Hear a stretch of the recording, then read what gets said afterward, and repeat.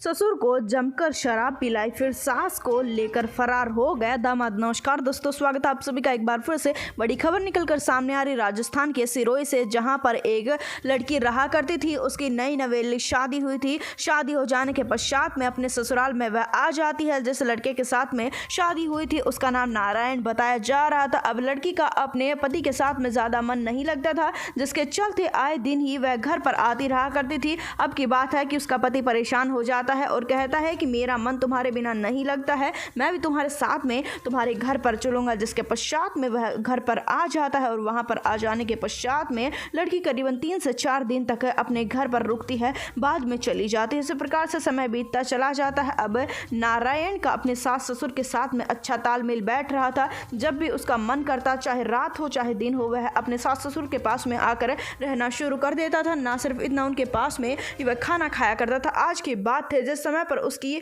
पत्नी के साथ में उसका भयंकर झगड़ा हुआ था, जिसके चलते नारायण आ जाता है अपने मायके में और वहां पर आने के पश्चात में वह रमेश ससुर के साथ में बैठता है और दोनों के दोनों बैठकर शराब पीते हैं। शराब पीने के बाद में रमेश से वह कुछ बातें करता है। देखते ही देखते रात हो जाती है और रात हो जाने के पश्चात में दोनों के दोनों एक बार फिर से शराब पीते हैं और शराब पीकर रमेश की आंख लग जाती है। उसे पता ही नहीं कि वह कब सो गया, जिसके चलते जब रमेश की आंखें खुलती हैं तो देखता है कि सुबह हो चुकी है और हैरान कर देने वाली सच्चाई सामने आती है। वह अपनी पत्नी का नाम पुकार कर उसे बुलाना शुरू कर देता है। बार बार बुलाने के बाद में भी उसकी पत्नी जब नहीं आ रही थी तो उसे शक हो जाता है। इस शक के चलते वह आस पड़ोस की महिलाओं से पूछता है तो महिलाएं बताती हैं कि उस महिला को तो उन्होंने नहीं देखा, जिसके चलते सुबह से शाम हो जाती है और अपनी पत्नी का इंतजार करता रहता है। उसे ध्यान में आता है कि कल नारायण भी यहीं पर आया था, शराब पीकर वह कहाँ चला गया उसे नहीं पता था। उसे ये शक होना शुरू हो जाता है कि हो ना हो बल्कि उसकी पत्नी की हत्या तो नहीं नारायण ने कर दी, जिसके चलते वह इस बात पर